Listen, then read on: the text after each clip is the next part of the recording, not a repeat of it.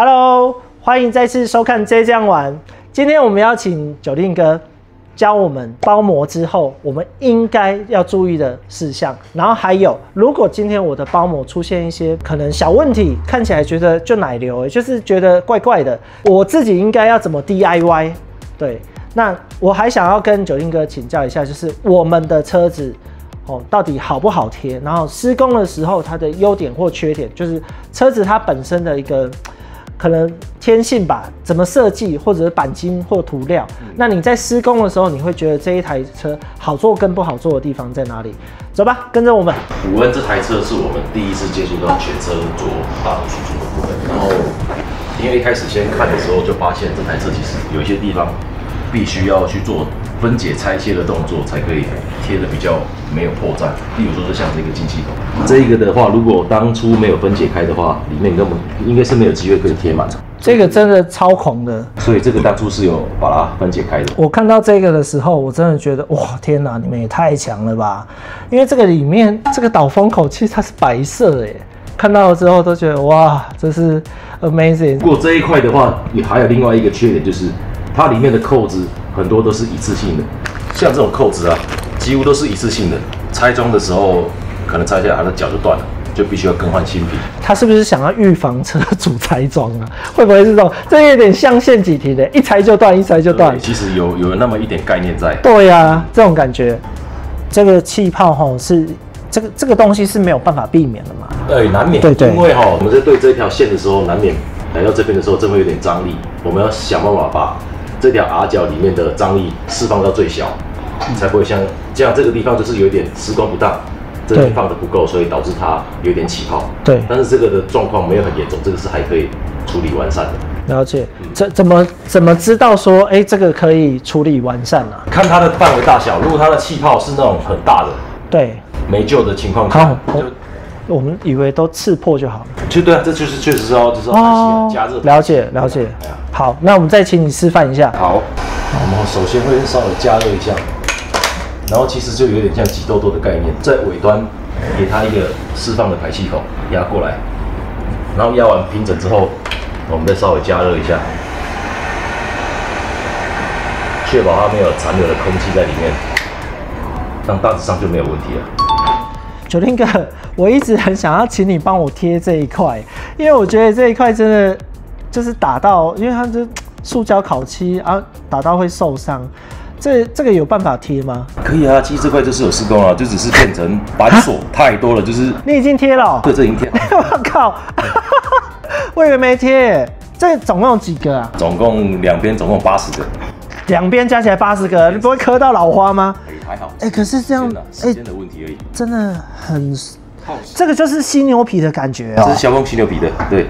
哇，这个真的是很不错呢。啊，我这个是熏黑的犀牛皮嘛，对不对？就是早上看起来紫外线的关系，它会变色的。对，然后开灯的时候它就变很通透。哦，这个也很厉害。所以其实迎风面真的会很建议车主至少要实做，对不对？对，比较尤其是你的车头的面对这么垂直，这个更容易被石头打到。哦，所以越垂直的这种大灯，就是受力点就是很直接，然后再加上我这些钢考，我看到这些钢考我就超害怕的。你知道我那时候要来找你，结果来不及，然后就骑士的纸箱，就有一台货车一直在吊纸箱，结果前面的车就很像玩命关头，这样大家都乱窜，然后那时候就啪一声，哦，这里打到了，对，那时候隔天就说，不行了，赶快冲过来你这里贴。到底手切的跟电脑切割的那种感觉是哪里会不一样？还是电脑切割的它也有做包角度的地方可以让你这样塞进去？简单来讲的话，像有一些板件的部分，我大概举例一下。好。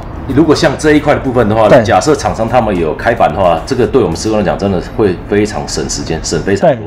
但是呢，有一些地方，例如说像这一块好了，这一块的话，它如果是电脑版型切割的话，我预估它这个地方可能没办法收进去，是不是会变成双拼呐？也不至于，它这边需要切一条吗？这个的角度应该还不至于，但是这边就有可能没办法满贴。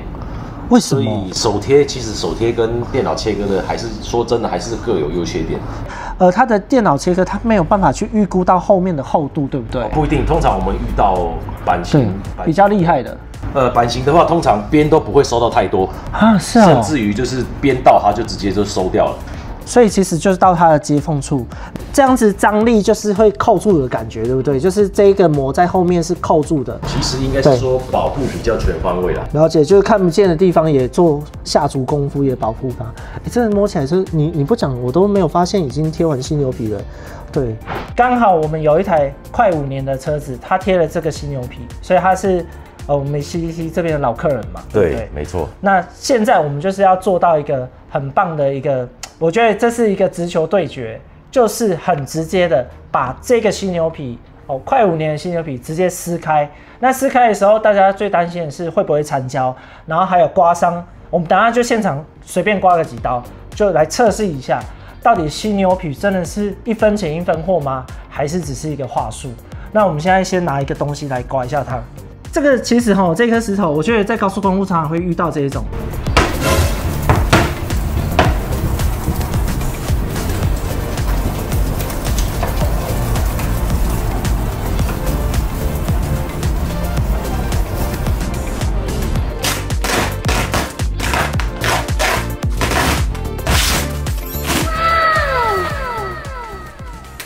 有一个它这一边呢是已经撕掉了嘛，对不对？对，所以这个就是5年前的原漆。对，新车的时候就过来施工了，所以这等于是全新车的漆面。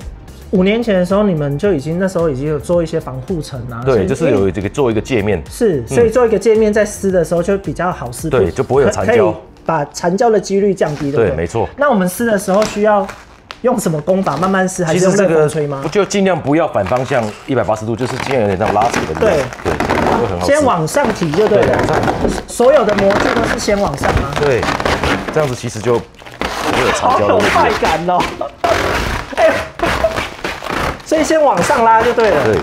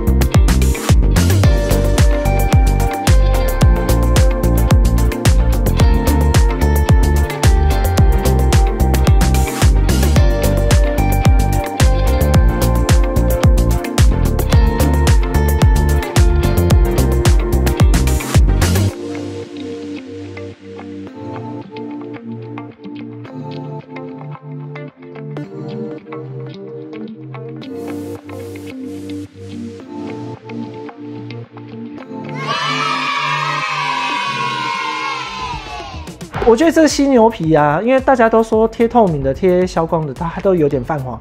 可实际上，我觉得它黄的比例是可以接受的。对啊，其实 TPU 这种材质的东西，你说它完全不变黄，坦白讲是不可能的，因为它是天生这种东西，这种材质。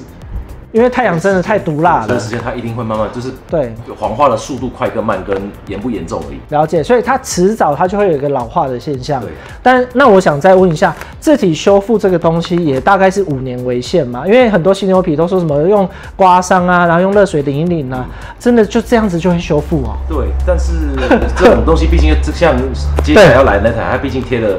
有一点时间的，它的修复能力一定是会随着时间慢慢。而且也不知道车主的用车环境，实际上使用的环境是什么，搞不好它永远都是户外车，那一定消退的比较快。